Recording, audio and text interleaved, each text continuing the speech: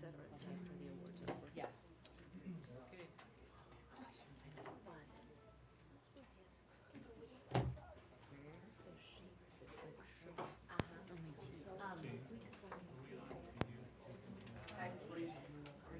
I thought Molly and I were going to. But I think we got to run that by. You would. Yeah. Our proposal. Oh, did you? Yes, because. What are you doing? You're just Deus is coming your way. right. So that's why I wasn't sure. No. So, actually, closer. Cactus is like, But Molly and I were gonna take Cat out, the assessment side and my side. And then we can, two people. No, well, kind of. He does Yeah, like most of so you don't have to worry about it. right, and then they love Tim and Dale. Oh, yeah, They love Tim and Kaka. So, I think if Tim went to DCCD, they love him. they'd love him too.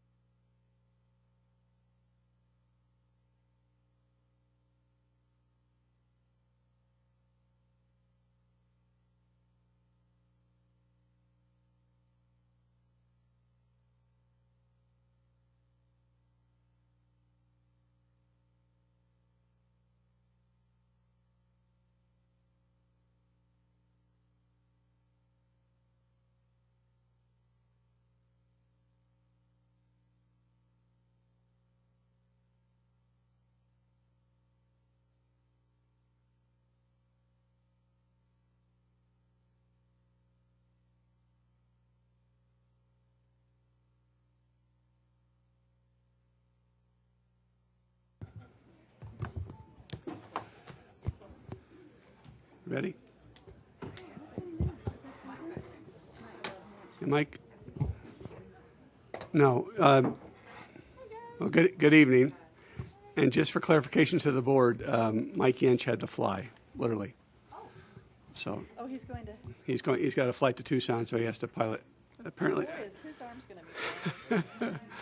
apparently there are some people counting on him to show up to the airport to take him. So, okay, since 5:45 p.m., the Board of Education has been in closed session to discuss lawfully closed meeting minutes for the purposes of approval by the body of the minutes.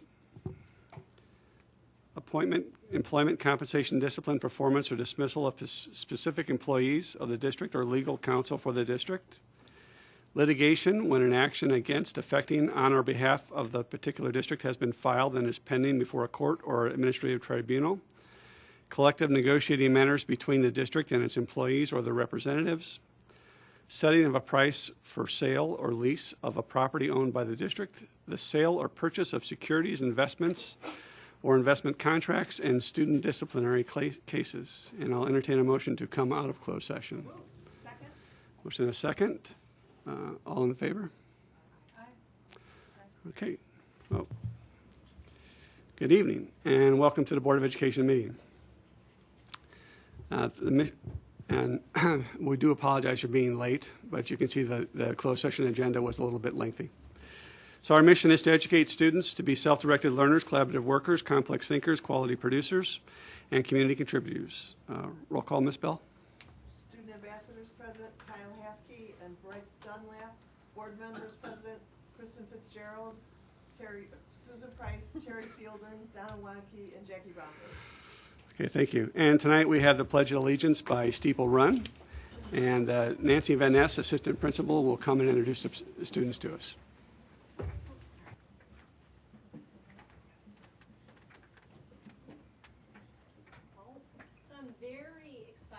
We have some Steeple Run superstar represent us this evening in the Pledge of Allegiance.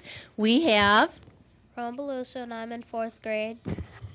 Vicky G. in 3rd grade.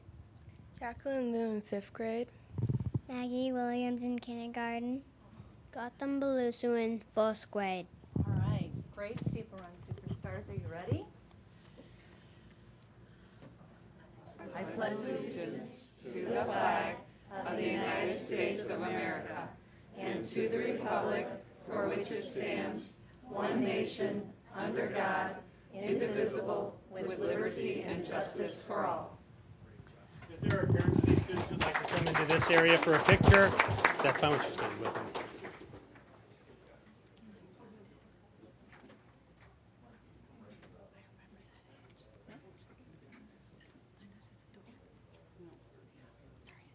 It's okay.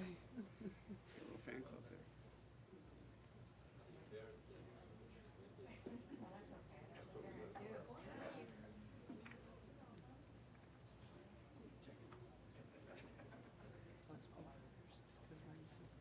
All right. Thank you. Nice work. Nice work. Thank you.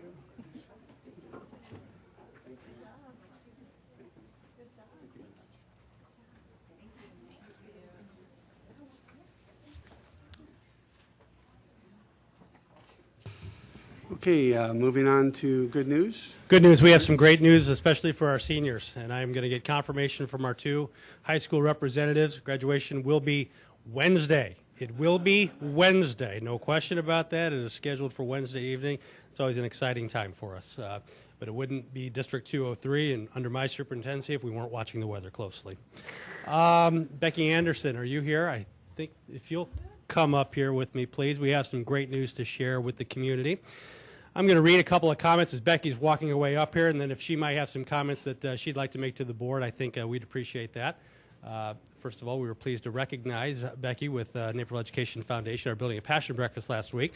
Anderson's Bookshop has been a wonderful partner to District 203 over the years, and most recently, through our partnership, another celebration. An anonymous author left more than his words and images when he visited Anderson's Bookshops this spring.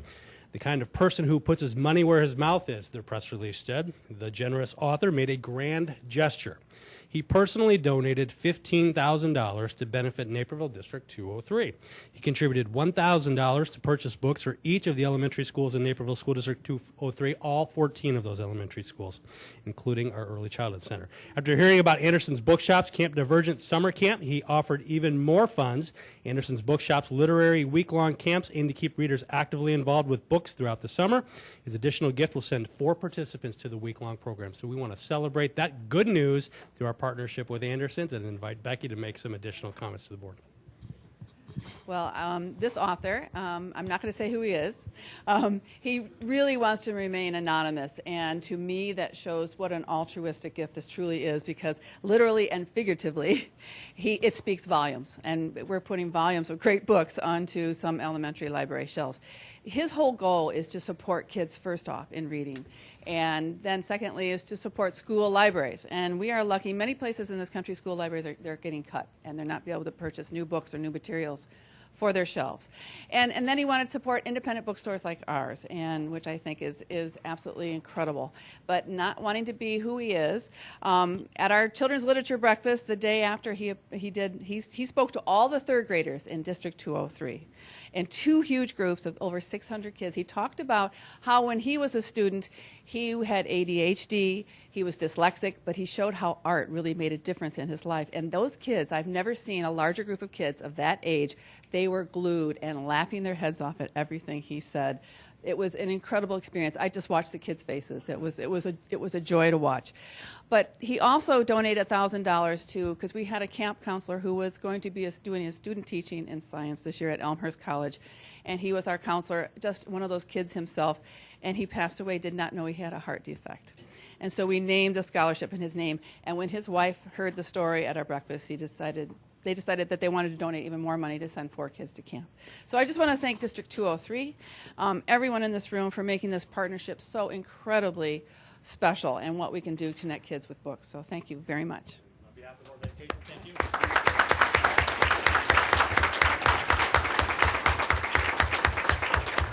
We often say one of our beliefs is that an exemplary school district is the result of a collaboration among students, staff, parents, and our community. And Becky has filled several of those roles actually over her life in Naperville, so we're thankful for that partnership.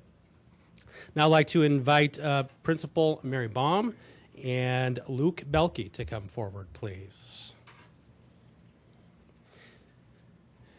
As they're walking up, a little background on this recognition. Monthly, in response to input from our community, we choose to celebrate an individual in our schools who makes the mission of our district to come to life. And Luke is that student for this month. So I'll read what was submitted on Luke's behalf. Congratulations to Luke Belke for his community contributor efforts to spearhead the Mill Street Cares Project with St. Timothy Lutheran Church. He advertised in church publications and solicited specific food items to help supplement 20 needy families with additional food over spring break. He has shown extraordinary leadership and initiative at such a young age, and his efforts are very much appreciated. So we'd like to recognize Luke for being a community contributor. Congratulations.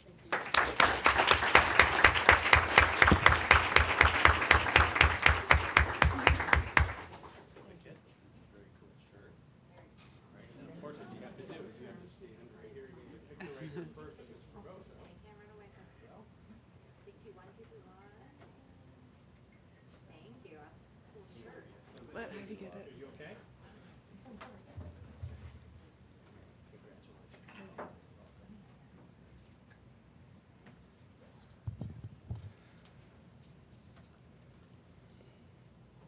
And the accolades and amazement of our students continue this evening. I'm going to invite Principal Bill Wiesbrook from Naperville Central High School and Assistant Principal Michelle Chapman from Naperville North High School to come join me in recognizing an unbelievable number of students this year who scored high scores possible at 36 on the ACT. More than 1.8 million students took the ACT test last year, and only 1,400 scored the 36, and I think 29 of them are District 203 students. So we're going to recognize those students tonight, and I'm going to turn it over to these two to help me with the presentation. Thank you. I'm not sure if all the Naperville Central students are here tonight. Some of them probably have a big test tomorrow, and they might have said, I better stay home and study. There's a lot of extracurriculars going on. Maybe a few are there. So if they're not here, don't boo, and don't assume that they're playing video games. There's a legitimate reason they're not here. I'd like to lead off with our seniors who received perfect scores on the ACT. First, Joy Chu.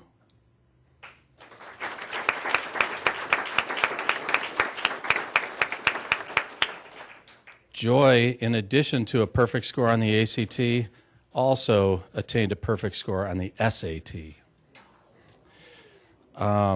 Riley Brookshire.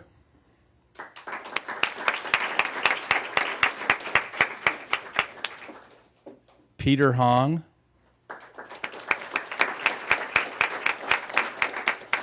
Andrew Lee.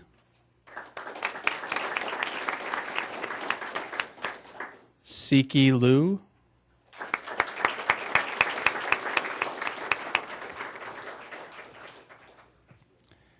Jackson Satterley.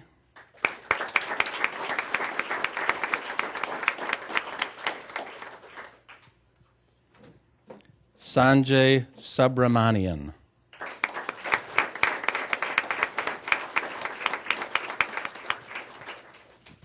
And juniors who have received perfect scores on the ACT, Tiffany Chen.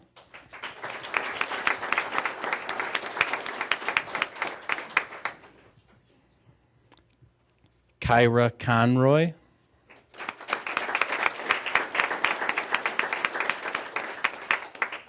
Jeffrey Lee.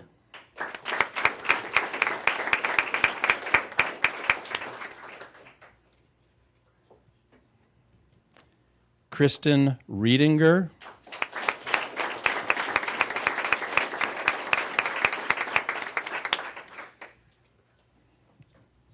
Ellen Royal.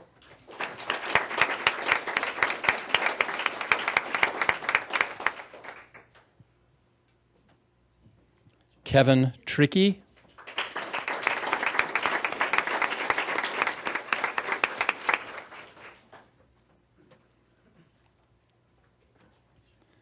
Victoria Wu.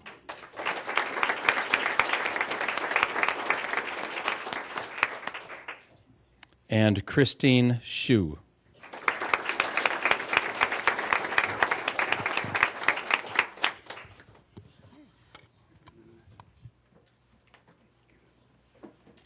And I'm here for all the wonderful Naperville North students that are here. And I, too, can't promise who will be here and who won't be. So from our senior class, Paul Beckman.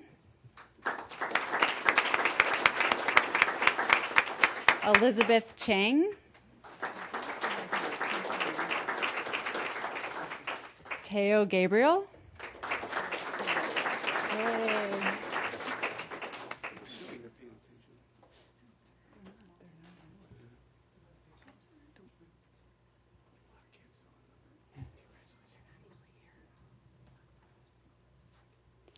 Jessica Hu.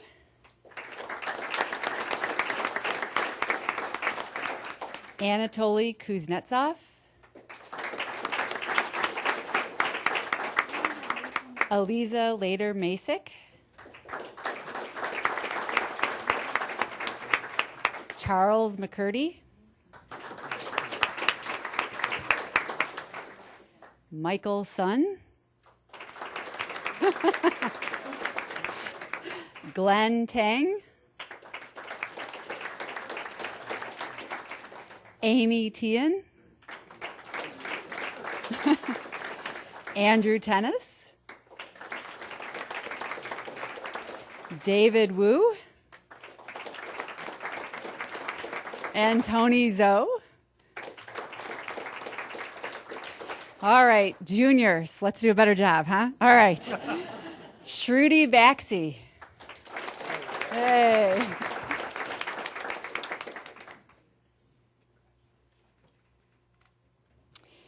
Dan MG.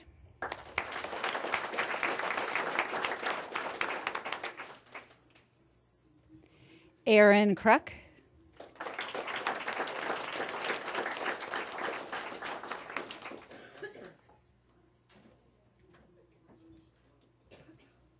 Martin Lee.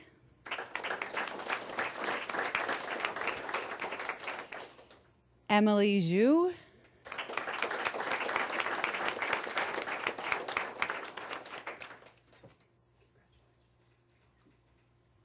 And Lena Zhu.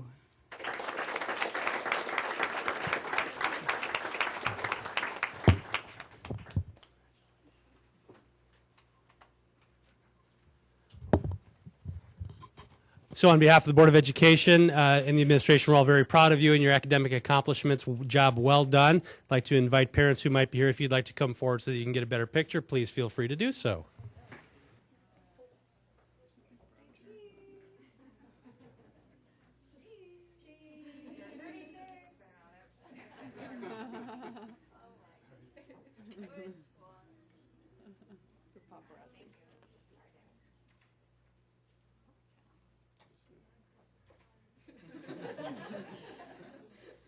We should have a fan so the wind is going through.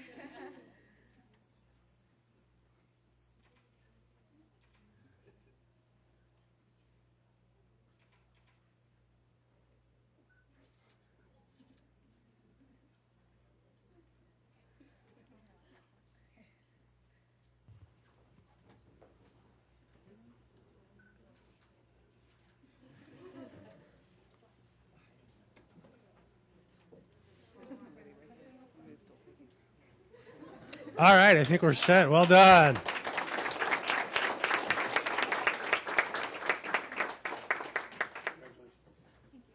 And then Siki Lu, is it you come off? If you'd come back over here and join me, that would be great.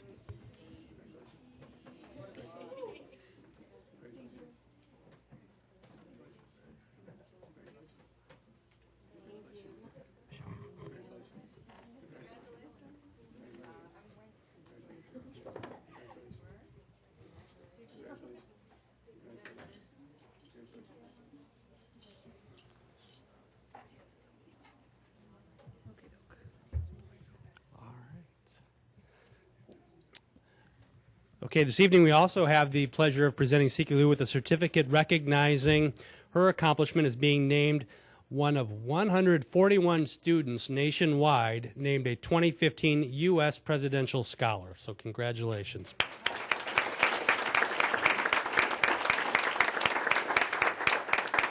Created in 1964, the U.S. Presidential Scholars Program has honored almost 7,000 of the nation's top-performing students with the prestigious award given to honorees during the annual ceremony in Washington, D.C. The program was expanded in 1979 to recognize students who demonstrate exceptional talent in the visual, literary, and performing arts. And so this ceremony will be held on June 21st, when each of the awardees will be presented with a Presidential Scholar Medallion. 3 District 203 students were named U.S. Presidential Scholar semifinalists, and 16 students were announced as candidates back in January. And congratulations to Siki for being named one of 2 presidential scholars in the state of Illinois. Congratulations.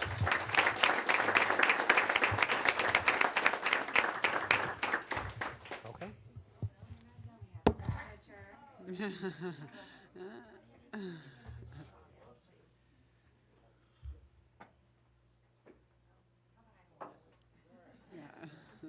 Name tags on.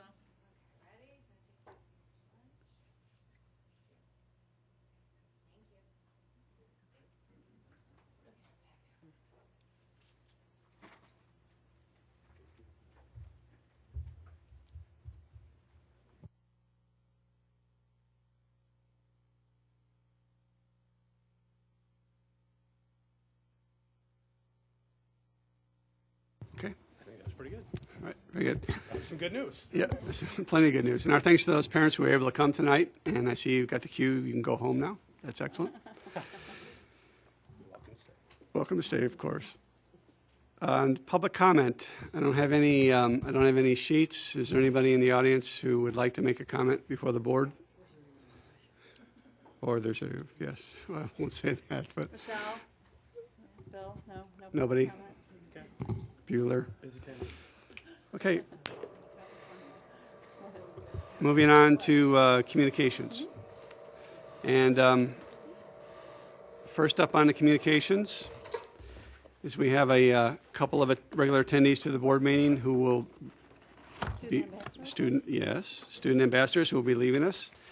And as a recognition of your service, we'd like to give Kyle and Bryce a nice plaque that you can hang on your dorm room or in your bedroom in case as a mood may strike you. But I really appreciate you guys and all your comments and so forth at the meetings, and most importantly, the humor that you brought with some insight to what's going on in school, because it helps us as board members also to see what all the students are doing. We appreciate all your time.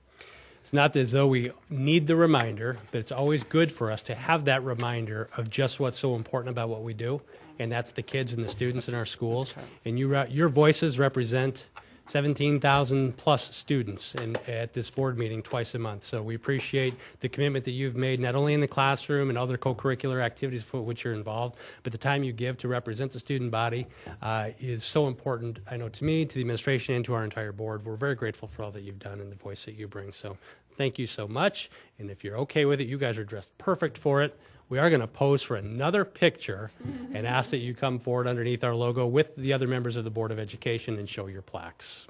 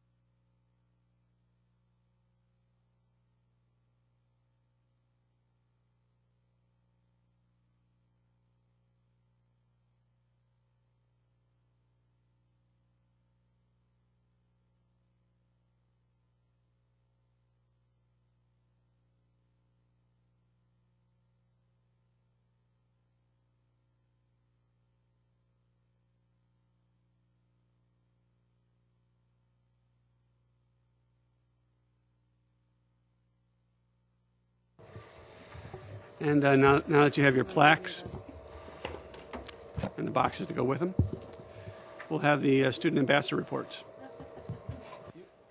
So at Naperville Central last Monday, we actually had our senior awards night, which was really cool to see like how many of our seniors really accomplished some amazing things, and it was just like kind of breathtaking seeing like where people are really going in life.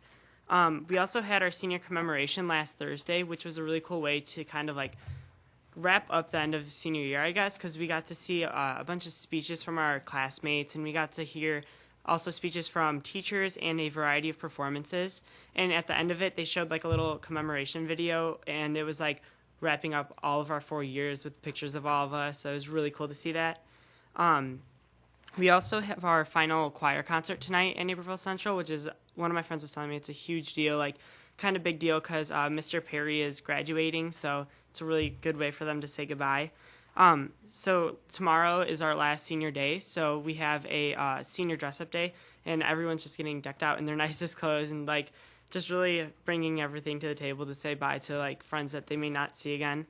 And then on Wednesday we actually have commencement, and in the morning we have our rehearsals, and then later that day we have our like beach party at Centennial with free lunch.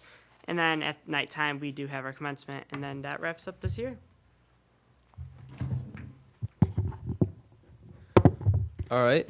This Friday, May 22nd, the military history classes have been working with the American Legion Post 43 in creating a Naperville and Vietnam documentary.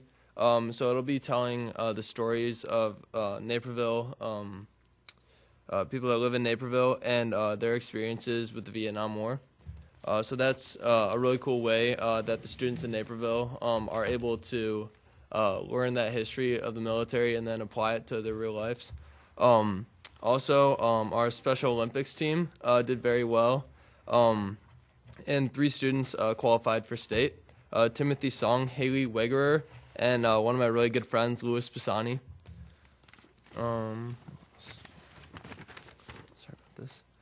Our North Star, the newspaper, and the yearbook did really well at the state sectionals, I believe. The yearbook won the Blue Ribbon Award, and many of the students in the newspaper also did very well. Our math team placed third in state, and also our badminton team also won third in state. Both those things are great accomplishments that I wish I could do, but not very good at. But yeah, and then like what Kyle was saying, lots of end of the year events coming up. We have our commemorative tomorrow, Tuesday, May 19th at 7. Graduation on Wednesday, and then also our award ceremony for the seniors will be held during school on Wednesday. I'd also just like to say thank you to the Board of Education for this year. It's been a great opportunity getting to work with you guys and getting the exposure and experience. So thank you very much. Do you know who your replacements are? Yes, Abby Rader. She's one of my really good friends. She's a junior. She'll be great. You guys will love her. She'll be a senior next year. Yeah.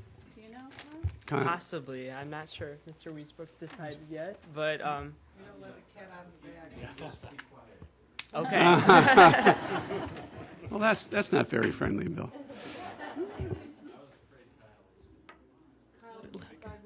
That's what it is. Yeah, I decided on What are you going to study? political science, then I'm double majoring in psychology. Nice. And Kyle was recognized at the Senior Academic Awards night on Monday night too. So he didn't mention that. He mentioned that was part of what was going on, but he didn't mention that he was recognized. Thank you very much. Well, congratulations. Well, you guys have done both an excellent job, and it's really been enjoyable having you on the board. So, no, you're very welcome. Okay, moving on.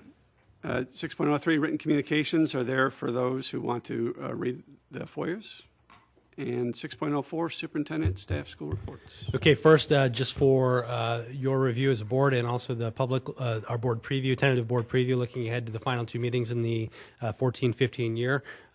We'll continue conversation on June 1st regarding the proposed 2015-2016 budget. It's also the date we've set for the public hearing regarding the budget.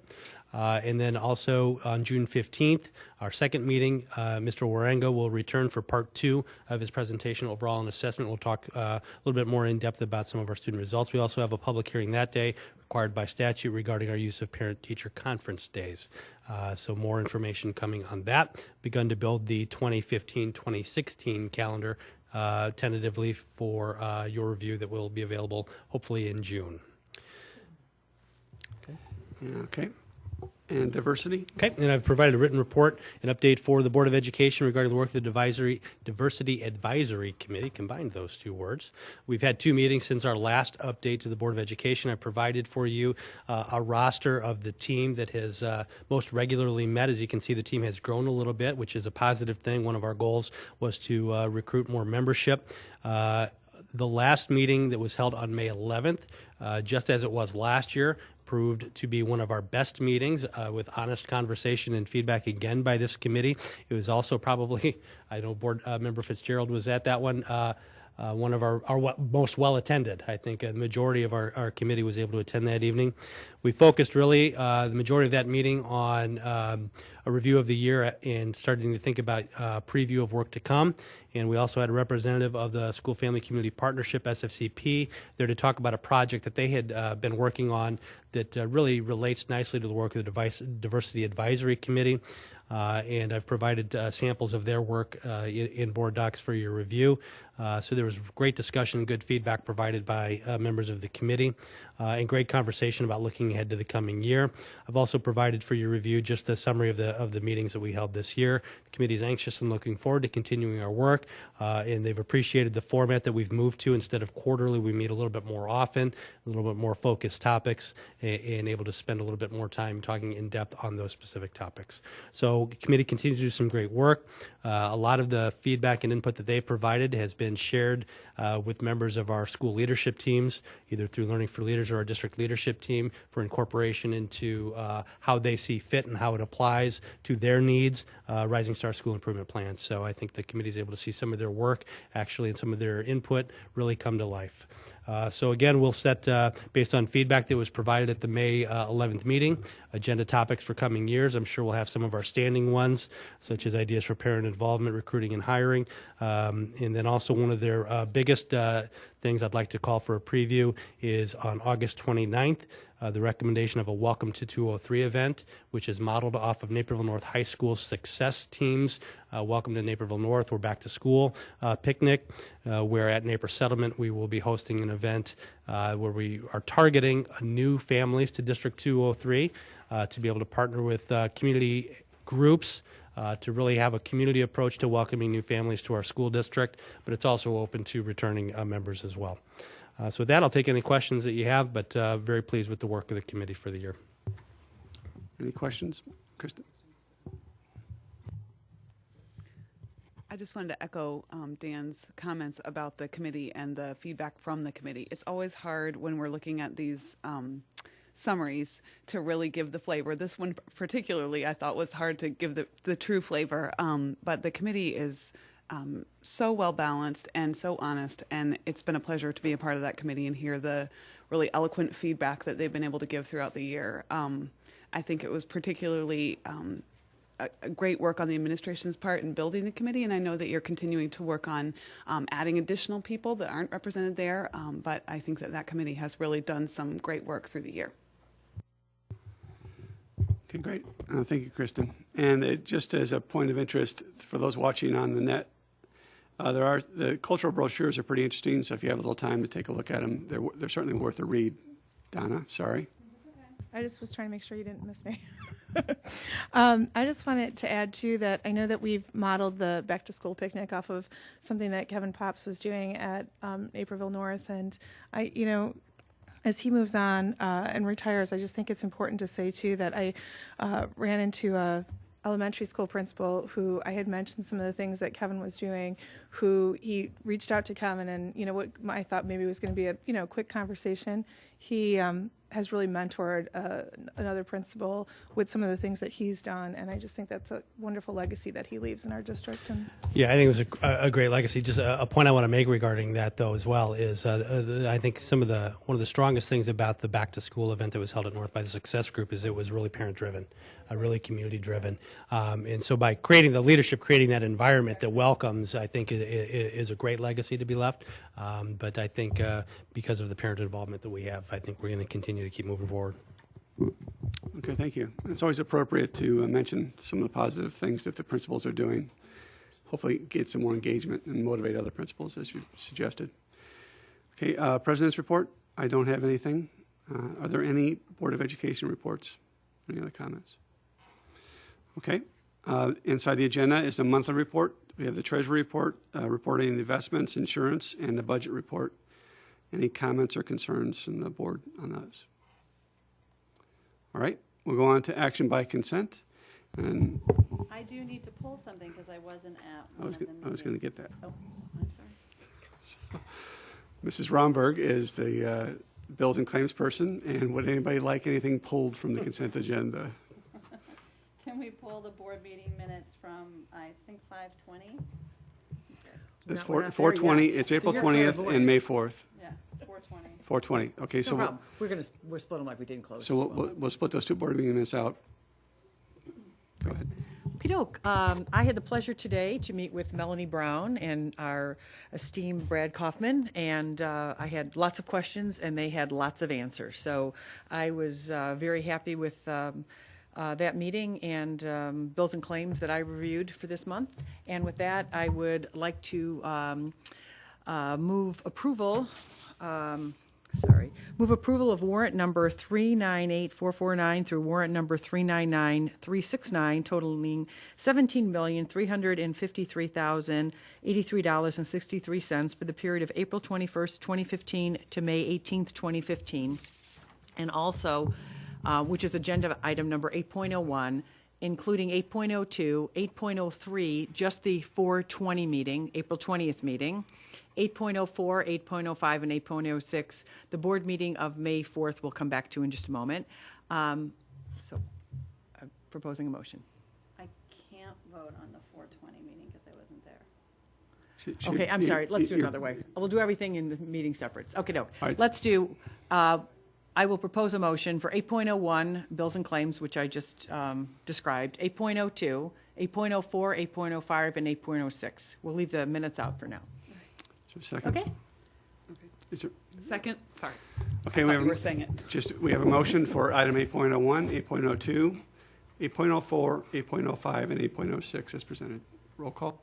Romberg, Yes. Fitzgerald, Aye. Wanke, Yes. Price, Yes. Fielden, Yes. Okay, moving on to item 8.03, we're going to separate the 2 minutes, April 20th and May 4th. So I'll entertain a motion for the April 20th meeting. Okay, no, minutes. I will entertain a motion to approve the board meeting minutes for April 20th, 2015. Second.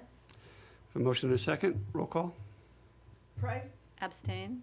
Romberg, Yes. Fitzgerald, Aye. Wanke, Yes. Fielden, Yes.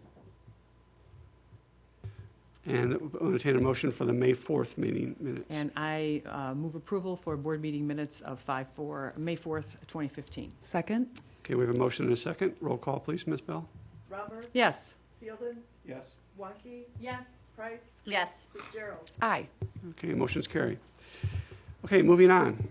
Discussion without action, 2015-2016 budget.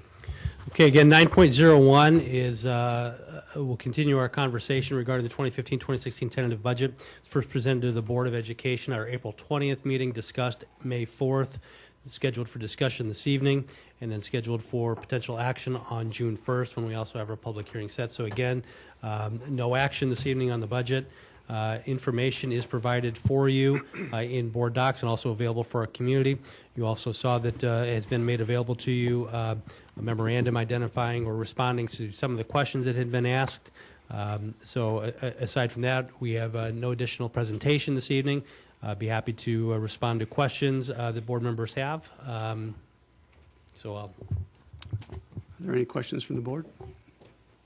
I just want to thank you for putting the memorandum. That's the first time that we've kind of done it that way, with the questions and answers all laid out, and being someone who's much more visual to process it. It was great for me to see my questions and some of my answers in there, in addition to my colleagues. So thank you for presenting that to us as a whole. That was very helpful. Thank you. You're welcome. Kristen? I think as we'd had a little bit of a discussion about this last week, but I think you had an answer about the cost per pupil based on the budget. Brad, you want to speak to that, please? Absolutely. Okay, so we have taken a look at the cost per pupil and with the projections. We initially had looked at that based on the 5-year financial forecast.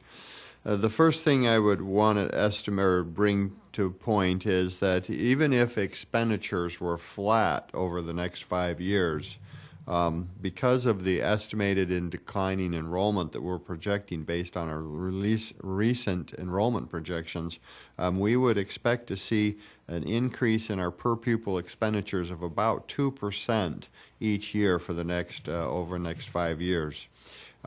So with that being said, when we analyze our per pupil cost, we're expecting it, based on the current budget and the 5-year financial forecast, to increase at about 4.4% over the next 5 years. This is a true increase of about 2.4% based on the current financial information as we have it now. Obviously, as we adjust the budget and make those modifications, that will go up or down, but that's the raw numbers as we see them now. So you said 4.4% over the next 5 years? Do you mean each year? Yes, 4.4% each year. Based on increasing budgets as well as decreasing enrollment? Right, exactly. It's it's a two-part formula, if you will. The true net change, which we would expect, would be about 2.4%. That's just based on the current 5-year financial forecast. as we, adjust that, constrain expenditures, we'd expect it to be coming down. That's based on the forecast with the assumptions that are in place, assuming no other adjustments are made, right? Correct. And I think that's the point that you were just making, is that year to year we'll continue to make adjustments and reviews. So that's right. Okay. Absolutely.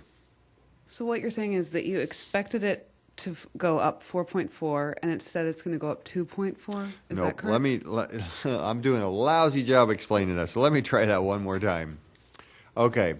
There's two pieces that connect up to make the per pupil expenditure. It's a two-part formula. We got your expenditures divided by your denominator, your students. So what happens is with our declining enrollment, if our expenditures were flat, we would have a 2% increase in our per pupil expenditure just because our denominator is declining, okay, each year. Over the next 5 years. That's projected. If you then looked at the whole outcome, including what's just in the projections, not saying that's what will happen, but in the projections, we're expecting or projected that about 2.4% increase in expenditures. When you combine that, that's 4.4% total increase per year on the per pupil expenditure. Does that make sense? So each year you're expecting 4.4. Right. Based on the current 5-year forecast and the current projected enrollments. And this year you're expecting 4.4. Is that correct? Well, I did it on average, so no, I don't know. This year our budget to budget's flat, but we got a decline in enrollment. So I just looked at the 5 years. I don't know the number for just this next year. I haven't calculated out the percentage on that. So could we figure that out? Certainly. Because this would be, obviously the rest of it is a projection, which you will change based on a variety of different. Right. Well, the very first thing that will be driving the whole thing is where we actually come in, with our actual expenditures. I mean, all these numbers I just related with you are coming off the current budget, going to the, forecasted budget and the next year's budget. Where we hit, as you see from our budget report, we're anticipating to come in under budget. So that's going to be a driver. So all of these are projections, I mean, we'll know in, October what our final number was for this 14-15. That would be a good point then to say, okay, what do we expect 15-16 to be? Now we're working with a hard data number to project off of. So you're expecting right now your current budget is 2.1, and you're expecting for this year, correct, that it was an increase over the previous year. So that's about what you're expecting there? No, I'd have to look at the numbers. What I'm saying is in October we'll have the actual number. That'd be a great time to say, what do you think 15-16 actual will be, or estimated, because we'll be that much. We'll have another piece of data to do a better job projecting. I mean, I'll be glad. I'll respond. I'll crank out some more numbers. But you don't have all the expenditures in place yet, is what you're also saying, right? Right. So and I'm just looking for an estimate of what our projected budget and our projected loss of students equals in terms of a percent increase. I recognize that we have made progress in cutting the rate of growth because expenditure growth. We expected to grow by 3, and we're expecting now to grow by 1.5 or 1.56. So that is obviously progress in decreasing the rate of growth. But I know that the board had expressed concerns about cutting the rate of expenditures across the board. My question is, can we press any farther without making structural changes in terms of our current budget? I think that's going to be difficult at this time in terms of the time of the calendar year. Brad, what percentage of our budget is salary and benefits? It's about salaries and benefits, 78%. Our staffing is essentially locked in for next year. That's the biggest place we've any statutory deadline regarding anything with staff. It has already come and passed. In terms of what's truly discretionary in our budget, Brad? Well, really, that's a very interesting question because when you start bringing down the budget, if you remember that pie chart by expenditures, You know, I really took a look at that this afternoon, and it is pretty amazing when you start looking at what things are fixed. You might think just salaries and benefits, but we already have other things that are fixed. You know, okay, we have our debt service payments. Those are fixed. We have our tuition for special ed students. Those are fixed. We also have property insurance already fixed. Food service, which is a revenue and an expenditure, but it's already fixed. Grants, professional services already fixed. Utilities already fixed. Site supplies and IT rotation we already have fixed. Transportation, bus purchases. And then finally, transportation, contracted services, and fuel. So the bottom line is when we subtracting all those things that are already fixed, we're down to about 25 million of really, you know, non-fixed, if you will. And I think some people would argue, well, we've already made plans for next year for professional development and other things. But it really boils down to about 9.5% of the budget. That really, you could say, okay, if you said right now today we got to cut some more, we would be looking at that small pie, even though there's a lot of things already in place for next year. But that would really be things that aren't, you know, set by contracts. So you expressed in your earlier comments that you budget conservatively. Do you expect that, for example, if we were to say, okay, let's work as hard as we can to, you know, if there's something that we don't need, make sure that we don't spend it, could we save additional money just through that type of a... Well, I know it would be... Just a matter of pragmatism. How would we identify that? I mean, if Not as a... It would be more as a directive. So the directive was to decrease the expenditures now. So I know that in the previous budget, we budgeted 3.1% increase and we got 2.1% increase based on how it ended up. I know that you don't expect a similar. Is that correct?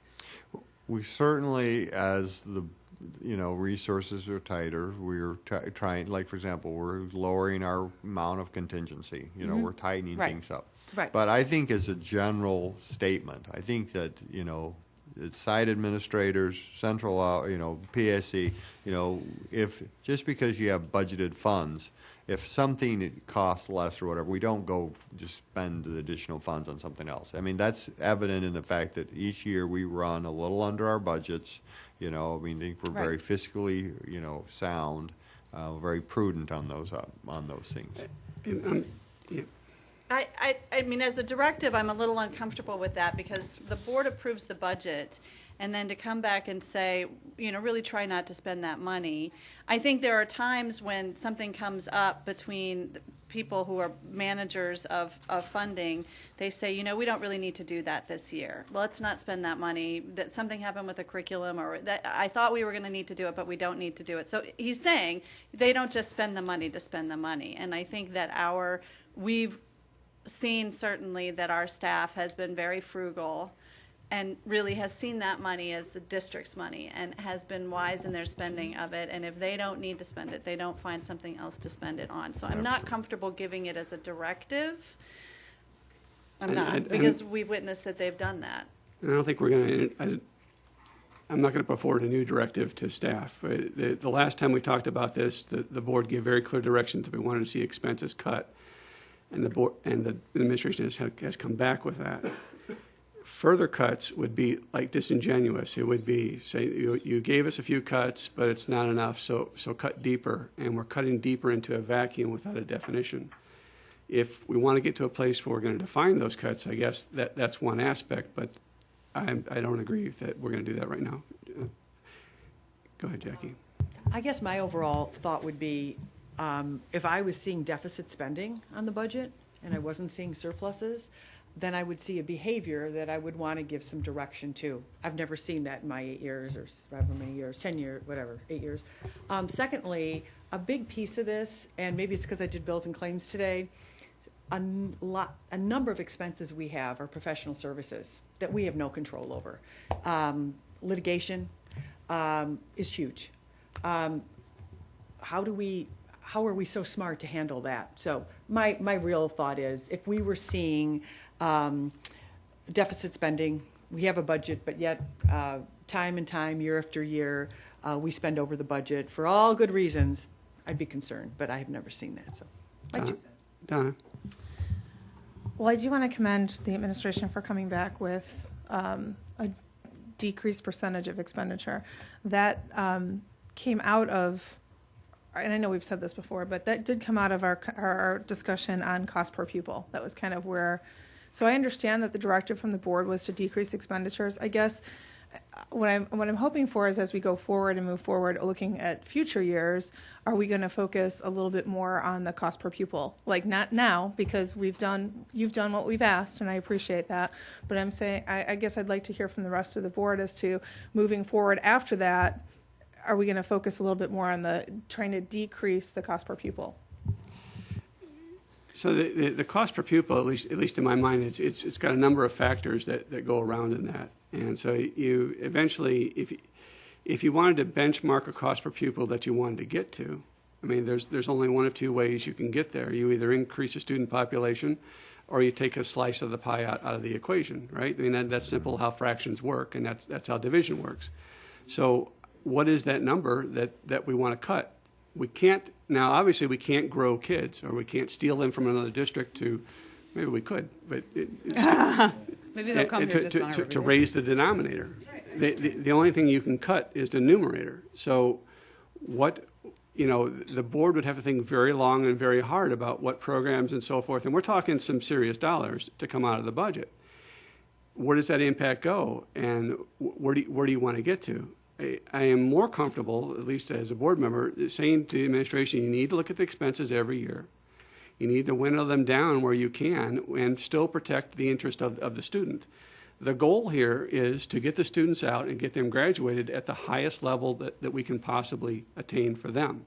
Because that's who our interests are focused upon. We are focused upon the students and getting to where they want to go so they get to go to the college that they want to go to, and also pursue the career that they want to go to. And I know we want to do that at the most economical basis, but there's a lot of factors that go in there. The cost per pupil can be deceptive based on what we're getting. If I could just, may I? Go ahead. I would like to add that our cost per pupil is also, it's not just the number of students, it is the kinds of students that we have.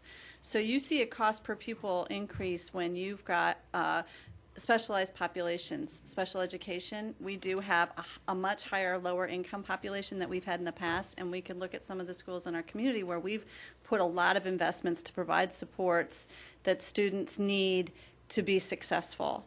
So my challenge with the cost per pupil, and it's always been that, is if you take it out of success, other success measures, the number of students graduating, scores, test scores, and those things, cost per pupil is not communicating very much.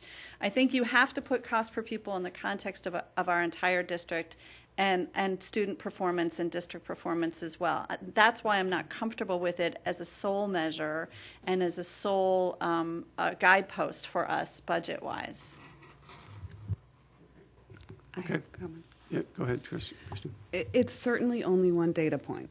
There's many data points. I think from my perspective, my concern with cost per pupil is not just the comparison to other districts.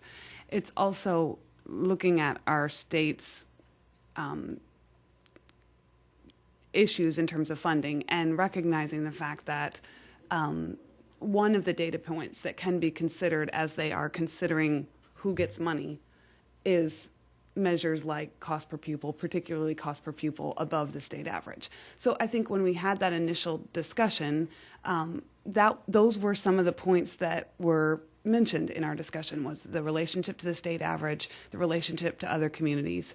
I certainly agree that our administration has made an effort to reduce the expenditures and that they have done a great job of outlining the areas where they feel we must have increases. That was part of that budget as well.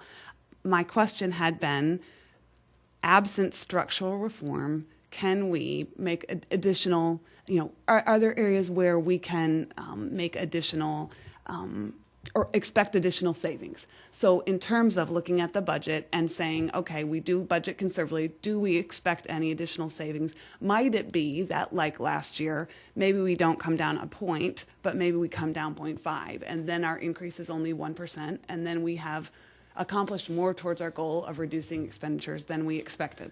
What I'll say, I guess I'll respond to that part.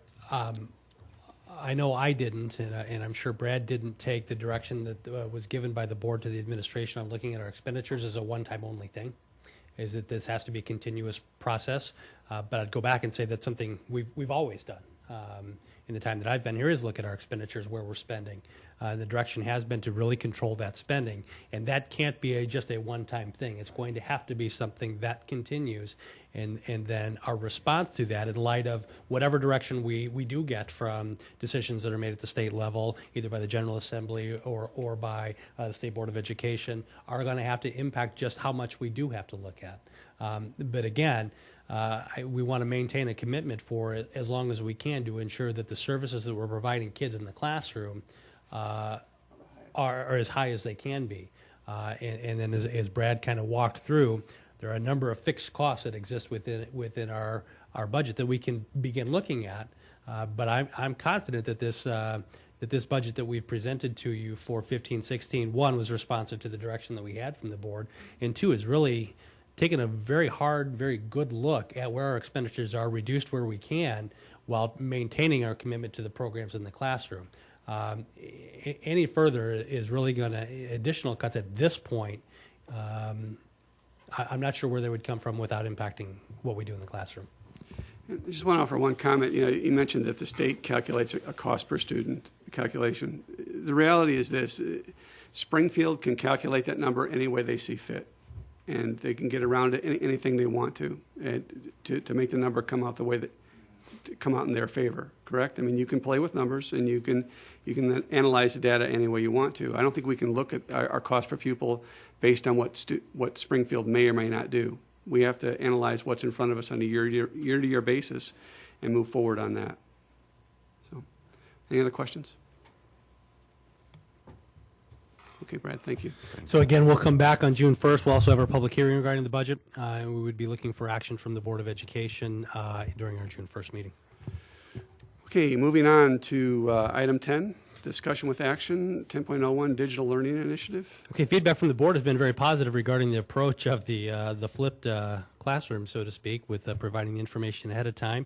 As I had indicated to the board, I think at our last meeting, the number of hits we had on the YouTube video were greater than our typical hit on the overall board meeting through board docs and our video, so that's a positive too in terms of increasing our transparency and communication with the community. Background material that was available to you at the last meeting is available again. We've had no new specific questions. I think some board members have reached out with questions that I would encourage for part of conversation this evening. Our team is assembled along the back, especially right there in the middle, sitting together, and then Brad off here where he normally is. I think we're pretty excited about this recommendation that we've brought to the Board of Education regarding expanding our digital learning initiative, and would entertain conversation and questions and hope for action this evening. I know last time we had a very robust conversation on this issue. It was very, very good. Are there any other questions from board members? Donna? All right, so you included a slide that had benchmarks of student tech fees across districts. And one of the questions I had is, when we're looking at those and comparing those, I think the question was last time, but we did have such a robust conversation, I don't recall. Which of those districts currently do have a one-to-one? I can't recall the exact districts, but I know maybe 2 of them on that list did, and the rest did not. And those that did not had higher tech fees than we currently are proposing for one-to-one. I believe Barrington and Batavia are the 2 that have the one-to-one initiative. Thank you, Dan. The districts in that list that did not have one-to-one initiatives have higher tech fees than we're proposing. So the only one, because Batavia is not on here, so Barrington is the only one on our list that has a one-to-one currently? I guess I'm trying to compare apples to apples here. That was my thought when I was trying to figure out. That one still wouldn't necessarily be an apples to apples. Their device is a MacBook Pro, I believe, at the high school level. So, so it's just Barrington, though. Okay. Then my other question was, I remember hearing $90, and I can't recall if that was what we were paying per year for the Chrome, because we're leasing them, or is that what we're paying over the life of the Chromebook? And I thought you said there was like a 3 to 4 year. I don't know. I just want to make sure I have my facts. Sure. The cost of the unit we're looking at is $306. It's a 4-year lease. I believe the financing cost, and Brad, you can correct me, brings it up to about $313 or $14. And then spread that over 4 years, you get about $78 per year of lease cost per device. If I can interrupt, I know Kane has some information about one of our other districts, if you want to share that. Microphone, please. At the time that we did produce that list, Elmhurst, for instance, did not have one-to-one. They have adopted one-to-one for next year. They're at the high school. They're going Chromebooks, and they're charging $300 per student. 300? Yes. So the student probably keeps it. Yes. Right. Yes. For $249. Yes. So, or I should say, the fee is $300 for the students at the high school. Is it $300 per year, or is it a $300 one-time fee? Just in the it just said $300. So it's a yearly fee. So each year they're paying $300. I'd have to. I don't want to get quoted on that. It seems like a lot of money, but it was only done within the last few weeks. So Okay. that's why we didn't have it in the documents that you had. But if it was a one-time fee for the device, that would seem pretty reasonable. I mean, Yeah. at the same It's time. still- yeah, that's correct. So I'm actually assuming that it's for the device. So, and the reason I was asking you on the per year, so we're at 78 per year is what we're paying as we lease out the Chromebooks, but you're proposing a $21 increase in fees per year for the students. So the district is still absorbing a good amount of the cost, correct? Out of the $70 fee, we're absorbing about probably a third of the cost of the device, if you work out the math behind that. Because at $306, $70 per year, we're charging $50 in student fees. We would centralize all those fees. So 50 of the 78 would be student provided. Okay, I thought this was in the last conversation, but the 50 also covers things like replacing smart boards and replacing like the teacher devices that they use for speaking and Yep. Audio systems. Yeah, we did cover this last time, and most of those things, if not all, have already been centralized and budgeted for in the IT budget, which means there really isn't no need for the schools to have the tech fees pay for those devices any longer. So that was done over the last 2 years. Many, I can't say all, Yep. many of the purchases that were used with the tech fee at the site basis were devices for use by kids. All of those majority of those other things had been centralized already. just wondering if, and I'm so, on board with your digital learning initiative. I guess I'm just curious about the $21 and if that's truly where we want to be, or if there's room to adjust that to better absorb. I just remind you that we revisit that fee, both our general and optional fees, every year. In terms of getting to a position where we're requiring the device, and really, your approval of this would indicate approval of that $50 fee, which had already been approved by the board at the $29 previous meeting. I think in terms of when we look at planning for next year too, for families, any sort of adjustment, we need time for them to prepare for it. But I think because we visit that fee annually, it's something that we can evaluate, especially as we move down the road regarding whatever our recommendation for devices at the elementary level, when it's a more expensive device. So it is something we'll continue to review. That I appreciate and can understand. Thank you. Kristen? I have the same concern about, I absolutely support the digital learning. I think you've done a great job outlining the real exciting potential it has for the classrooms. I also think you've done a great job in phasing it in. The concerns that I have heard from folks are mostly on the elementary level, so I'm super happy that we have 2 whole years that you can look through and you can, make sure that you've got everything the way you want it for the elementary level. But looking at the high school level and then the junior high, I'm very happy with how you phased it in. I had the same concern about the fees, just looking at whether or not the fees are truly comparable to districts that have one-to-one, and wanting to ensure that, we're able to adequately support our costs. And I think you've done a great job outlining all the costs that you expect. I thought that was very helpful to have that down. You've got it all. You've thought through it all, the professional learning, et cetera. But the device in particular, I think a higher fee would support the cost, in a way that is more manageable going forward. Just looking at the overall expenditures and looking at it in light of, kind of where we're going in terms of looking towards expenditures, that would be my concern as well, that the fee would be, that we'd want to make sure that we have an adequate fee to be able to support the program going forward.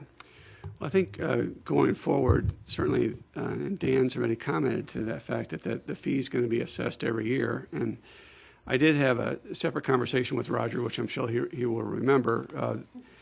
There was a comment made by Mr. Jensch last time that the cost of technology tends to go down from year to year. And that is true for a period of time, that the cost of technology for the device that you're buying does, in fact, step down. As that technology improves, there's a spike that happens, and we have to be worrisome about that and how we manage that issue. But I think what's prime to me in this whole scenario is that we're announcing a fee for a device going in less than 60 days for the start of the school year. Yeah. And we're asking parents to absorb that. And I think it's a little bit disingenuous at this point to come back and say, well, the board decided that the $50 fee wasn't enough, so we raised it to $75. And by the way, you still got the same 60 days to compensate for that. And I think administration has done a very good job. They've displayed some pretty good knowledge as to how these numbers shake out. It's incumbent upon them next year to reevaluate things and make sure we're on the right track so that we don't get underwater. And my guess is if we can get the parents to absorb the $50 this year, next year if we came back and we said, you know what, we underestimated it by $20, they've already had the device in their hands, they've had some use of it, they'll see some benefit to it, it'll be a much better sell and much more studied. Yeah, Jackie, you have any questions, comments? I just had one question. Roger, was there, certainly when you lease things, there's sometimes intangible and tangible benefits that go along with it. Was a consideration to purchase the Chromebooks thought of as well? Yes, I'll let Brad take this one. He was heavily involved in that. Oh, there you go.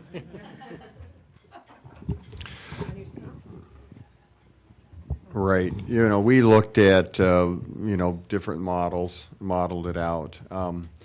With the low rate of interest on the, it's 1.3% with the financing for the lease. It provides us greater flexibility, and there's many other different benefits with it, but yeah. I actually was asking the question for the community that's watching on the web because it only took me 14 seconds last meeting to look up that you can buy this for about $250. So thank you. Right. Thank you. Are there any other questions? Can I move to approve item number 10.01, the Digital Learning Initiative as presented? And thank you for all your work on that. Is there a second? Second. Okay, we have a motion and a second to approve item 10.01, Digital Learning Initiative as presented. Roll call, please, Ms. Bell. No, we were going to say, don't you usually say, is there any discussion? Oh. Yeah. All right, are there more comments or questions? No, it's not. My only thing is I absolutely do support this. I do support it with the hope that we can take a look at the fees and make sure that going forward we're comparable with other districts and that we're adequately supporting the program. Go ahead, Ms. Bell. Robert? Yes. Fitzgerald? Aye. Watkey? Yes. Price? Yes. Fielder? Yes. There will Motion just carries. bring to the board's attention, there will be one next step with this exciting initiative that you just supported. This requires a municipal resolution for the lease because it's a municipal lease. So we will bring that to you in June, which will not impact our leasing or purchasing. But because of the type of lease, it will require a formal resolution and separate action by the board. I didn't want to bring that to you until you had approved the initiative itself. So we have worked with council to prepare that. Contingent upon your action, we'll bring that at the June 1st board meeting. Okay, moving on to item 10.02, instructional resources. Okay, our Assistant Superintendent for Curriculum Instruction, Jane Willard, presented to the Board of Education several recommendations for instructional resources. I do not believe we've had any new questions or have any additional information to present. We'll answer any questions that the board may have at this time. Are there any questions from any board members? Kristen? And this may have been asked last time.